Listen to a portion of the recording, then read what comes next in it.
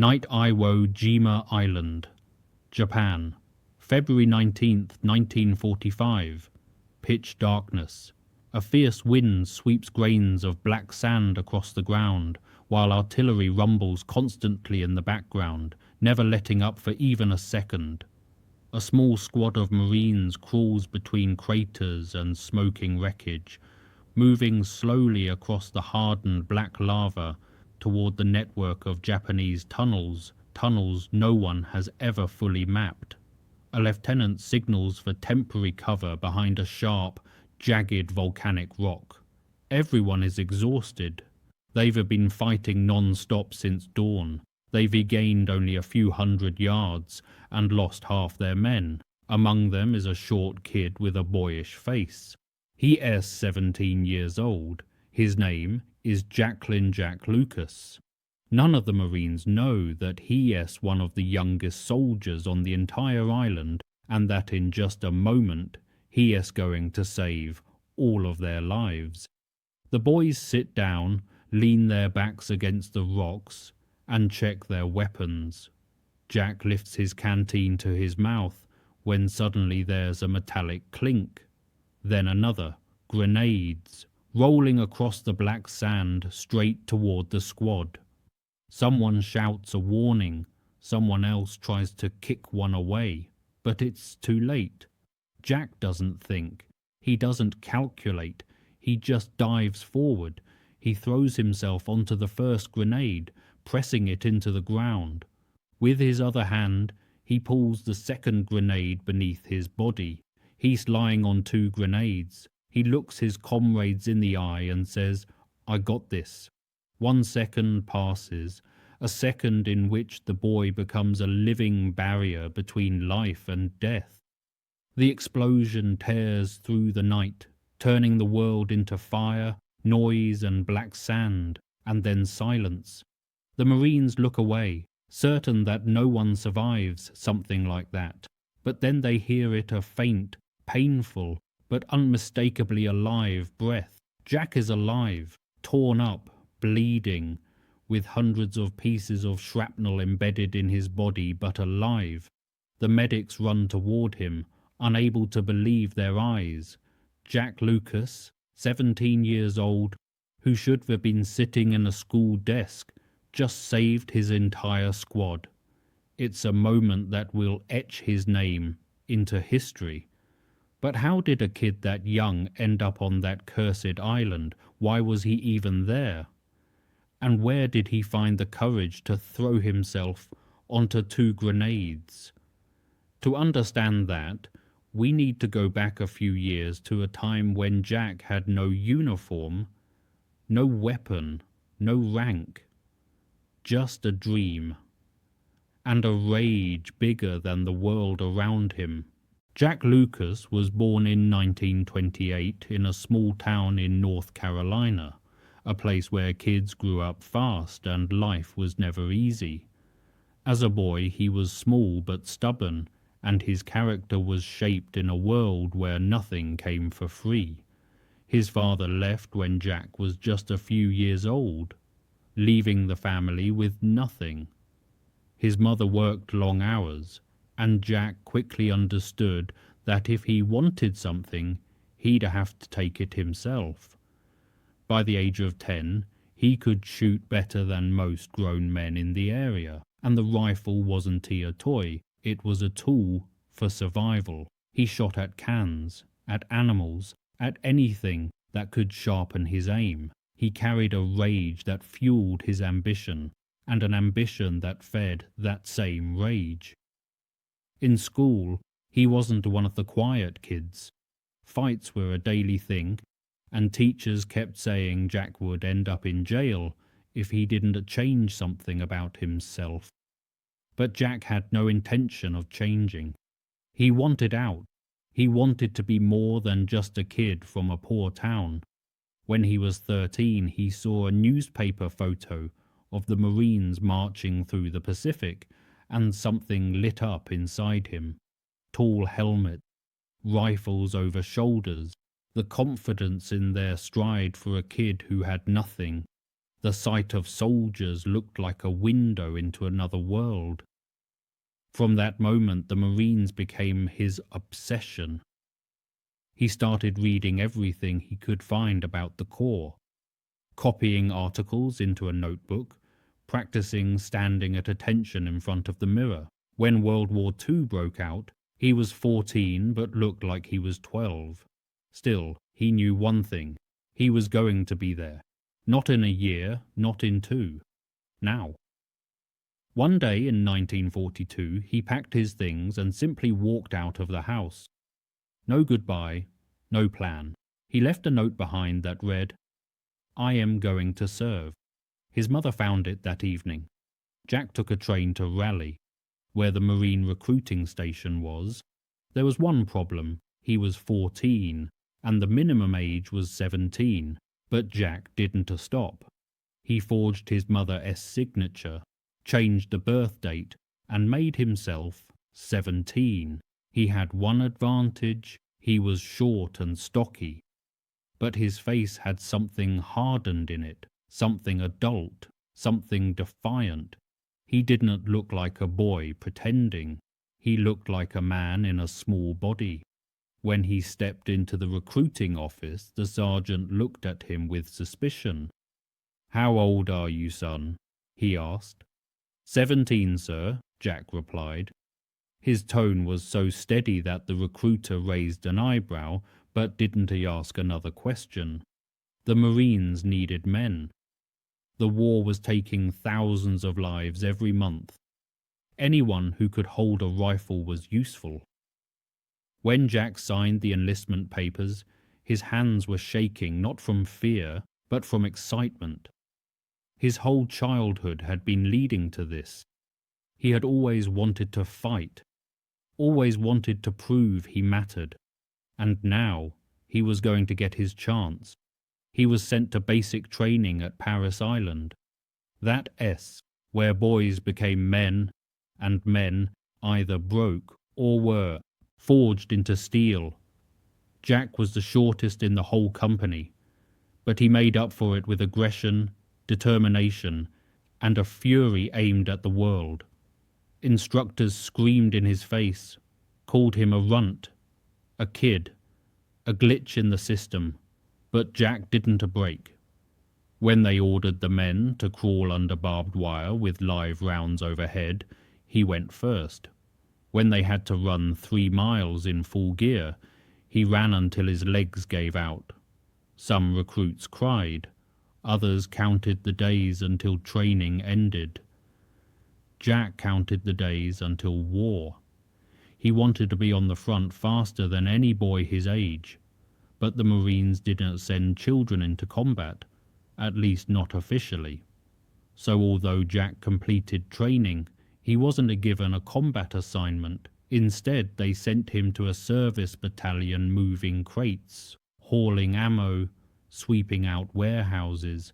For most kids his age, that might have been enough, but not for Jack. For him, it was a cage. He watched the combat companies ship out to the Pacific and felt every part of him scream, "This isn't what I came here for.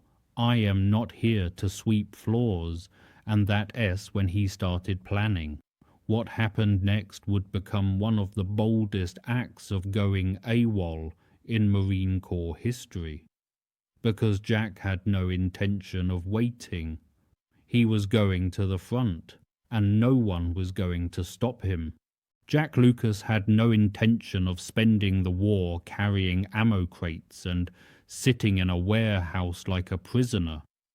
Every day he watched other Marines boarding transport ships, older recruits saying goodbye before heading to the Pacific, boys in helmets turning into men returning from the front. He felt something inside him cracking.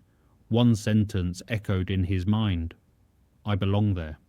In January 1945, Jack made a decision that, under normal circumstances, would have landed him in a court-martial and a military prison.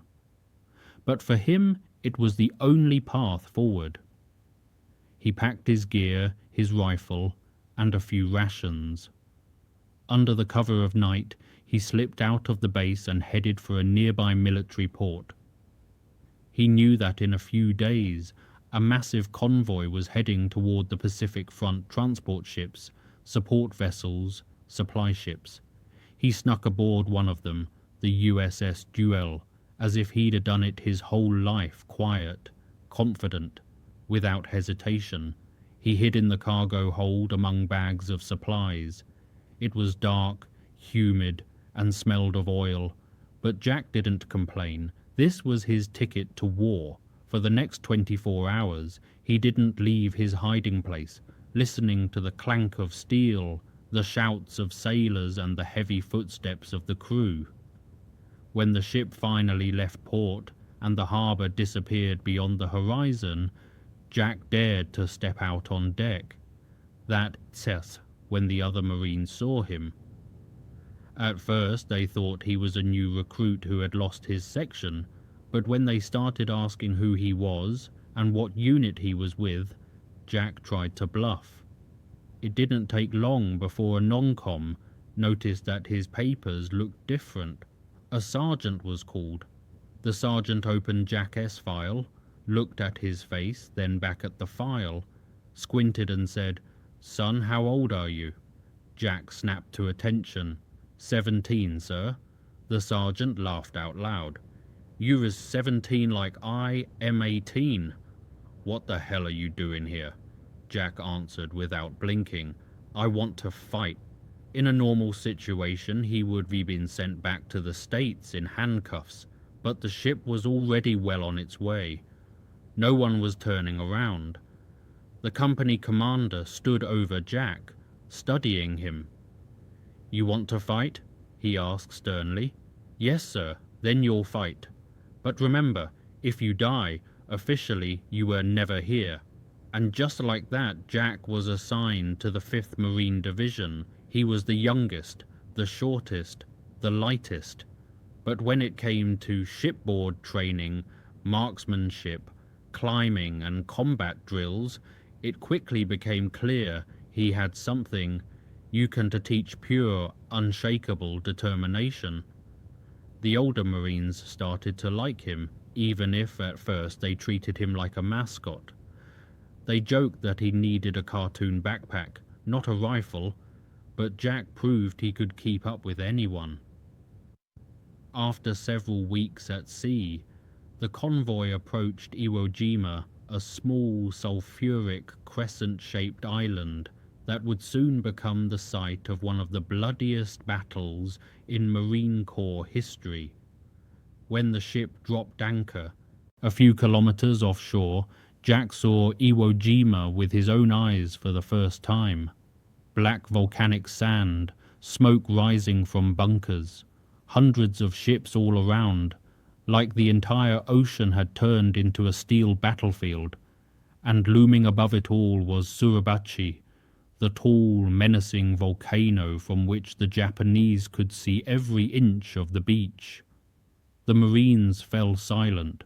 Everyone knew this wouldn't be an ordinary battle, that this island would become the grave of thousands. When the order to land came, Jack grabbed his rifle and climbed into the landing craft with his company.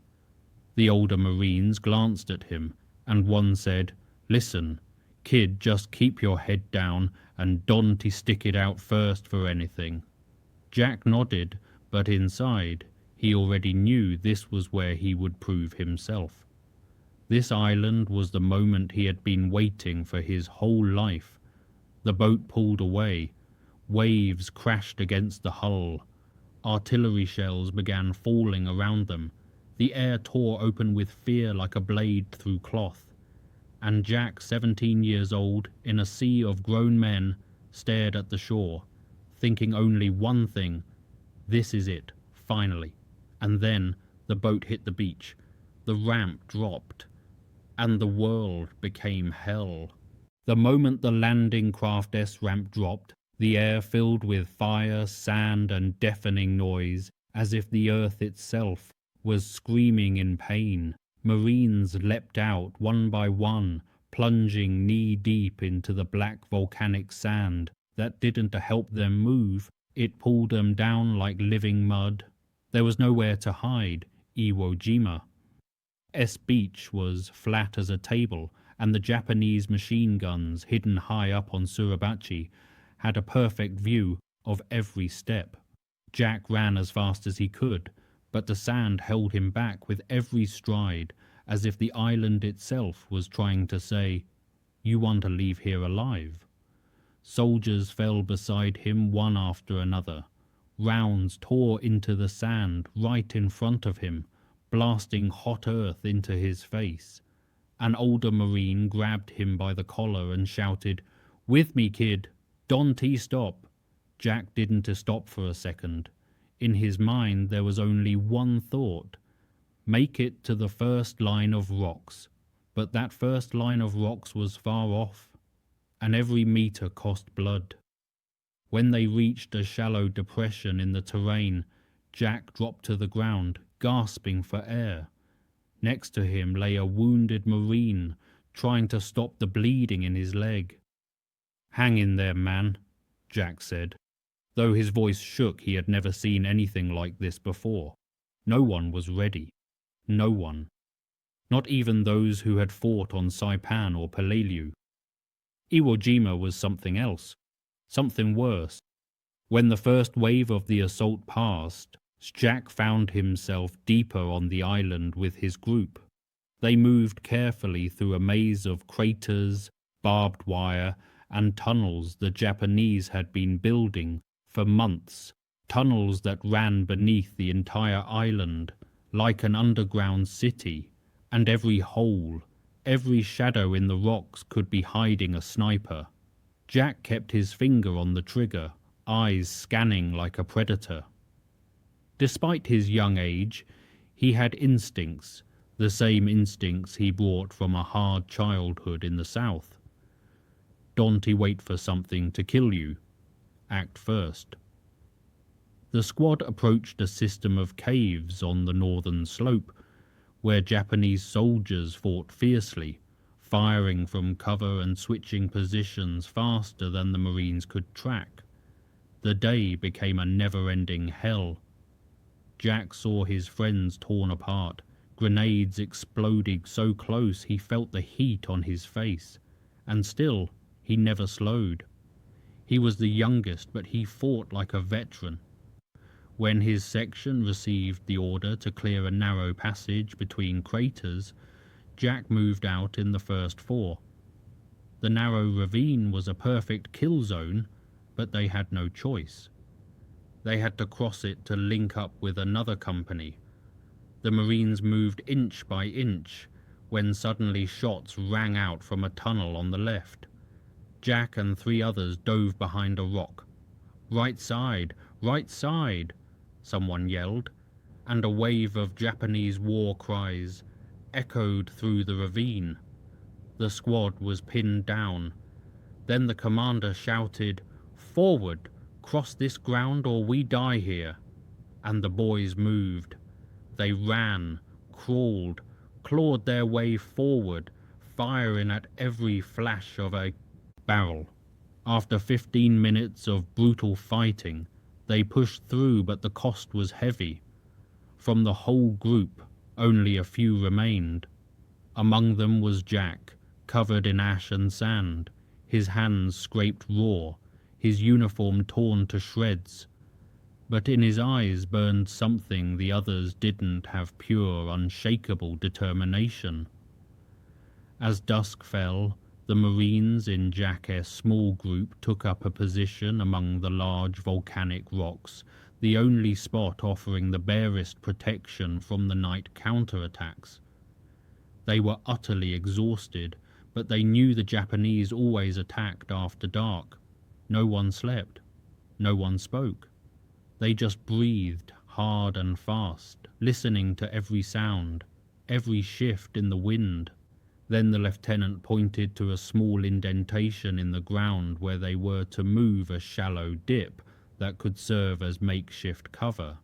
They slipped in, sat down, checked their weapons, and then it happened. Two metallic clangs against the rock. A short, unmistakable rattle, grenades rolling toward them. In that single moment, the fate of the entire squad rested in the hands of one 17-year-old boy. The sound of the grenades was unmistakable. Every Marine on Iwo Jima knew it instantly, but this time it sounded different. Closer, too close, so close that the squad didn't even have a second to react. The grenades bounced off the rock, rolled across the black sand, and stopped right next to the boy's feet. Someone screamed, "Grenades!" and the echo of that shout bounced off the volcanic walls like a blade, cutting through the air. But for Jack, time slowed down, like the world had turned into thick, sticky water, where every movement took too long. He saw the faces of his buddies terrified, stunned, twisted with helplessness, because they knew there was nowhere to run. The Japanese positions were so close that any sudden movement would expose them like targets at a shooting range. Everyone looked at the grenades. No one moved, except Jack. A boy who wasn't even fully 17 saw death at his feet, and instead of stepping back, he jumped forward. His whole body moved on instinct, as if his entire life had prepared him for this one exact moment. He lunged ahead so fast that the older Marines didn't even have time to shout at him to stop.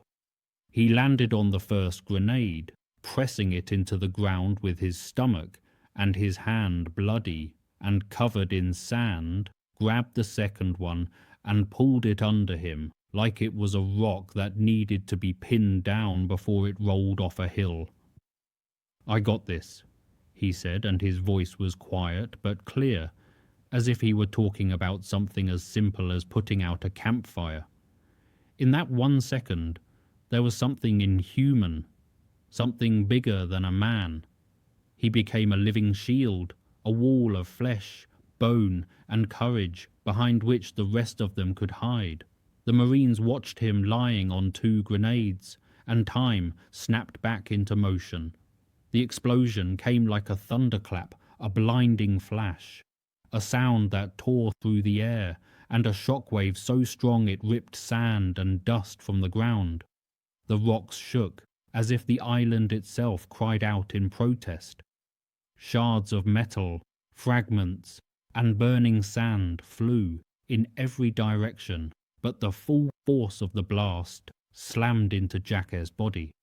And yet, through all the chaos, there was something else, the absolute, terrifying silence that comes right after an explosion. That silence only exists for people who've become too close to death. No one moved, no one breathed. Everyone was sure Jack was gone, that his body had been turned into something unrecognizable. But then something shifted. First, a breath shallow, broken, but real. Then his hand. The Marines turned and saw Jack Lucas shredded, bleeding, his uniform torn open, covered in wounds that the medics would later call unsurvivable, but he was alive. His eyes were half closed, but aware. His face twisted in pain, but not fear. And then somehow, he tried to get up as if the blast had just been a hit he needed to shake off before going back into the fight. One of the Marines dove on him and held him down. "Stay down, Jack. Stay down. Medics are coming." Jack lifted his head, choking on blood, and whispered, "Did everyone make it?" And when he heard the answer, "Yes, everyone," he smiled. He smiled with shrapnel in his lungs, with holes in his chest from the blast, with a body that should not have been alive and yet somehow was. The medics arrived minutes later, unable to believe what they saw. No one survives 2 grenades, but the kid was breathing. His heart was beating, and as they carried him on a stretcher across the black sand of Iwo Jima, Jack Lucas was still holding on to life with the same defiance that would write his name into history. It was the single greatest act of courage in the entire Battle of Iwo Jima, and one of the most unexplainable, because no normal person throws themselves onto 2 grenades at 17. But Jack wasn't a normal person. He was someone history sees once in a generation. Today, when we look at the black and white photos from Iwo Jima, it is hard to imagine that among those men, alongside hardened, battle-scarred veterans, stood a boy who, just a year earlier, had been sitting in a classroom scribbling about the Marines in the margins of his notebook. It's hard to believe that this slight 17-year-old had more courage than most grown men who spend their whole lives learning how to master fear. But war has its own rules. War doesn't ask how old you are. War only asks one thing. What will you do when your second comes? For Jack Lucas, that second was shorter than a blink. Twice as short, because when 2 grenades land at your feet, there's no time to think. And yet, in that 1 second, Jack defined everything. He was, as a human being, brave beyond reason, loyal beyond logic, willing to give his life for others, even if those others had only known him for a few weeks. And when we ask today, do heroes still exist? But we only need to look at Jack's story. He wasn't a super soldier. He wasn't a commando. He wasn't a trained veteran. He was a boy from the South who ran away from home, forged his age, and did something 99.9% of people could never do. He sacrificed his life in less time than it takes to say the word grenade. And yet he lived. He survived something no one else in the history of the Marines ever has. The Medal of Honor, the titles, the ceremonies, the articles, all that came later. But when you strip it all away, what remains is a single moment in the black sand, a moment that changed the lives of a dozen men and allowed them to go home, build families, and live because one boy decided their lives were worth more than his. And what came after? Jack didn't become a celebrity. He didn't become a motivational speaker. He didn't sell his story. He didn't perform the role of a hero.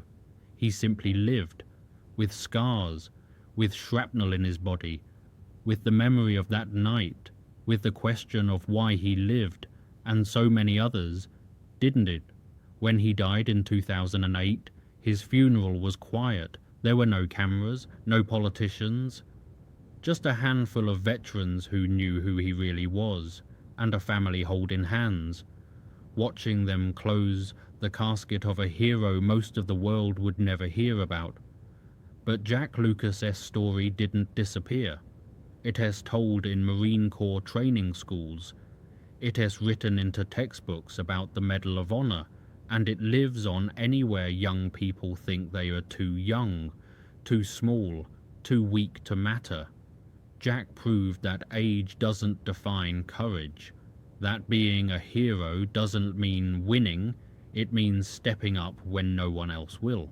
And if you ask anyone who survived Iwo Jima what they remember from that day, they'll say just one thing. We remember the kid who threw himself on 2 grenades so we could come home. And maybe that is the greatest truth of all. Real heroes never see themselves as heroes. They only see the people next to them, the ones they want to protect. Those are the most dangerous ones, the unforgettable ones. The ones like Jack Lucas, the boy who changed history in a second.